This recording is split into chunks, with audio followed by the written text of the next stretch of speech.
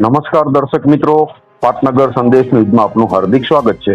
કચ્છના નાના રણમાં કાનમેર પાસે બનેલ જૂથ અથડામણ બાબતે ભચાઉ ડીવાયએસપી સાગર સાબડા સાહેબે વિગતો આપતા જણાવ્યું હતું કે આ બનાવ અંગે પોલીસની અલગ અલગ 12 ટીમો બનાવી તપાસ હાથ ધરી હતી, જેમાંથી 16 આરોપીઓની ધરપકડ કરવામાં આવી હતી. જેમાં તપાસ દરમિયાન 4 વધુ નામો ખુલેલ છે, જેમાં નરેન્દ્રદાન ગઢવી, ધવલ આયાચી, વલી મામદ અને અશોકસિંહ વગેરેના નામો ખુલ્યા હતા. જેમાં એક આરોપી નરેન્દ્રદાન ગઢવીની ધરપકડ કરવામાં આવી છે અને હજુ 4 આરોપીઓ પકડવાના બાકી છે, જેમાં ધવલ આયાચી, વલી મામદ, અશોકસિંહ, કાજો રબારી વગેરેના આરોપીઓ પકડવાના બાકી છે અને પોલીસ તપાસ ચાલુ છે.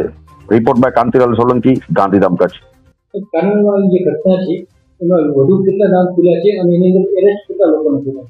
તારીખ 13/5/2024 અંદાજે કલાક 16:00 થી 16:30 સમયે રાપરના કાનમેર અને જોધપર વાંડ વચ્ચે આવેલ વિસ્તારોના ઉત્તર અભયારણ્યમાં ગેરકાયદેસર જગ્યાના કબજા બાબતે ફરિયાદી મંગત સુજા ગોહિલની ફરિયાદના આધારે ઇપિકો કલમ 307 તેમજ ત્યારબાદ દિનેશ ખીમજી કોહલીનું સારવાર દરમિયાન મરણ થતા ઇપિકો કલમ 302 એટ્રોસિટી એક્ટની કલમો, આર્મ્સ એક્ટની કલમો મુજબ કુલ ગુનો નોંધવામાં આવેલ છે.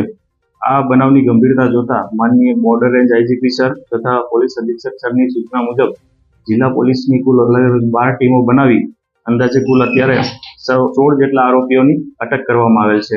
ત્યારબાદ આ 16 જેટલા આરોપીની નામદાર કોર્ટ દ્વારા 24/5/2024 15:00 સુધી 7 દિવસના રિમાન્ડ મળેલ છે.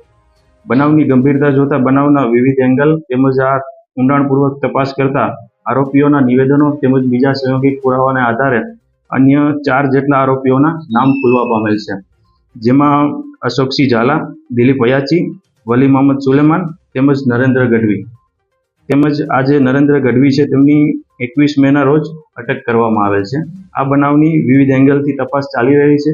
તેમજ હવે હાલ અશોકસિંહ ઝાલા, દિલીપ અયાચી, વલી મોહમ્મદ તેમજ કાજો રબારી આ આટલા આરોપીઓની પકડવાની તજવીજ ચાલુમાં છે. એની હાલ તપાસ ચાલી રહી છે અને આ બનાવની ગંભીરતા જોતા સમગ્ર પ્રકરણમાં કાયદેસર કાર્યવાહી કરવામાં આવશે. હાલ તપાસ ચાલી રહી છે. આરોપી ગુનાહિત ઇતિહાસ ધરાવે છે. આ બાબતે પ્રેસ નોટ પણ આપવામાં આવી છે.